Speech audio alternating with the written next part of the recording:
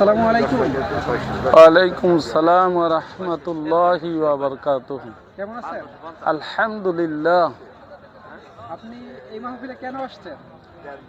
এই মাহফিলে আসছি হেদায়েত পাওয়ার জন্য এবং শায়েখদের নসিহত শোনার জন্য।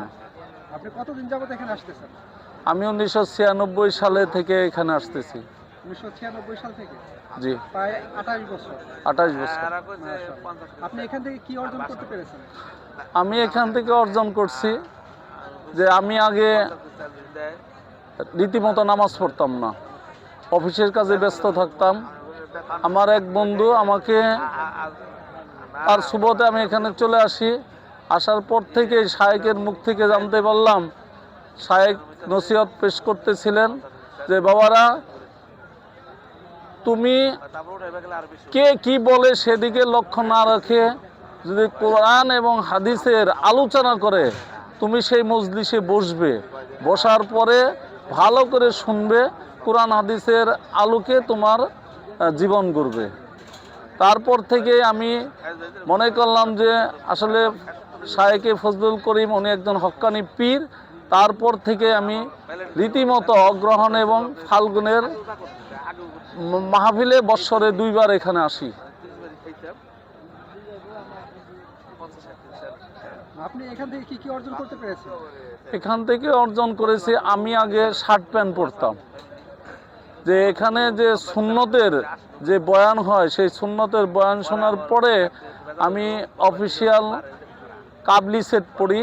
কাবলি সেট পড়ার পরে শায়েখদের মুখ থেকে যখন সুন্নতের বরকত, রহমত এবং ফজিলত সম্বন্ধে জানতে পারি, তারপর থেকে আমি আল্লাহর রহমতে মাথায় সর্ব অবস্থায় টুপি রাখি, জুব্বা পড়ি, মাথায় পাগড়ি বান্ধি, তাকবীরওয়ালার সাথে নামাজ পড়ি।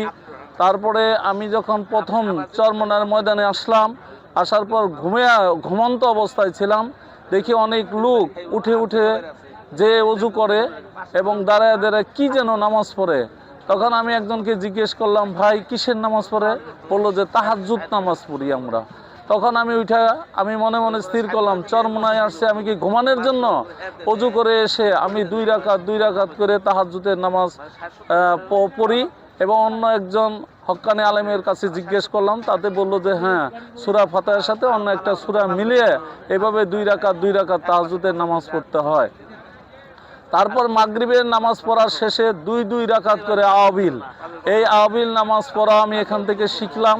তারপরে সালাতুল হাজত, তারপরে ইশরাক, তারপরে সালাতুল তাসবিহ, এই ধরনের যত ধরনের সুন্নতি নামাজ আছে তা এই চরমনার ময়দান থেকেই শিখি। এবং চরমনার ময়দান যদি আমি না আসতাম তাহলে এই আমল থেকে আমি বঞ্চিত থাকতাম। আমি আগে গ্রামীণ ব্যাংকে চাকরি করেছি, সেখানে সুদের ব্যবসা।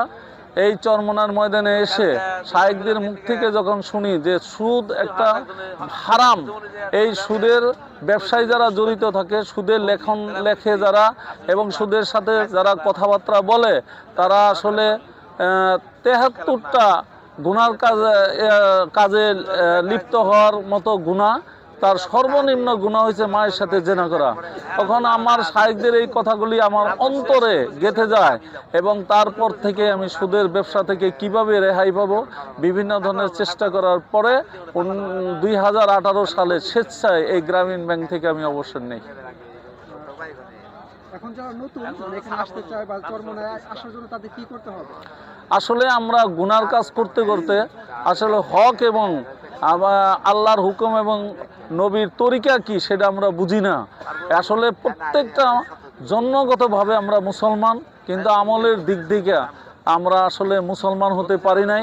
কাজে আমি প্রত্যেকটা বাংলার আনাচে কানাচে যত মুসলমানের সন্তান আছে সবাই আসলে চরমনার ময়দানে এসে, আমি যেরকম একদিন শার্ট প্যান্ট পরছি, আল্লাহ পাক তাদের নসিহত এবং এই ময়দানের বরকতের কারণে আজকে আমাকে সবাই হুজুর বলে ডাকে এবং কেউ মনে করে না যে আমি একজন আসলে বাংলা শিক্ষায় শিক্ষিত একজন লোক।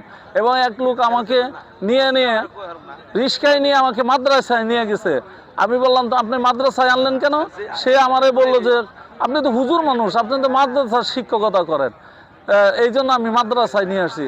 তারপরে থেকে আমার মনে একটা প্রতিক্রিয়া সৃষ্টি হলো এবং 2018 সালে আমি অবসর গ্রহণ করা দিনের খেদমত করবে। কোন শিক্ষা বোর্ড থেকে আপনার মাদ্রাসাটা পরিচালনা করেন? আমাদের মাদ্রাসা হয়েছে বাংলাদেশ কোরআন শিক্ষা বোর্ড, বরিশালের শিক্ষা বোর্ড থেকে, শিক্ষা বোর্ডের অধীনে আমাদের মাদ্রাসা। সেখানে 2 শায়েখের পদধূলিতে আমাদের এই মাদ্রাসাটা আমরা উদ্বোধন করি। তাহলে আপনি নতুনদের উদ্দেশ্যে কি বলতে চান? আমি নতুনদের উদ্দেশ্যে বলতে চাই, প্রত্যেকটা মুসলমানের সন্তান এই চরমনায় আসা উচিত এবং চরমনায় শায়েখদের যে নসিহত সেটা শোনা উচিত। এবং আমরা মনে করি যে এখানে আসলেই 5 ওয়াক্ত নামাজ, তাকবীরওয়ালার সাথে নামাজ এবং জিকির, দিলটা নরম করে চোখে পানি নিয়ে মাওলা পাকের কবরে যাতে আমরা যেতে পারি, সেই সুবাদে প্রত্যেকটা মুসলমানের কোনো দল মত নির্বিশেষে চরমনায় অগ্রহণ এবং ফাল্গুনের মাহফিলে সকলে উপস্থিত হয়ে শায়েখদের কথা শুনে তদ অনুসারে কোরআন এবং হাদিসের আলোকে নিজের জীবন সুন্দর করে দুনিয়াতে শান্তি এবং আখিরাতে মুক্তি, এই পথ অবলম্বন করে আমাদের সকলেরই মুসলমান হয়ে দুনিয়াতে বেঁচে থাকা এবং কবরে যাওয়ার জন্য প্রত্যেকটা নতুন যারা আছে সবাইকে আমি আহ্বান করি তারা যেন অগ্রহণ এবং ফাল্গুনের মাহফিলে সকলেই উপস্থিত হয়।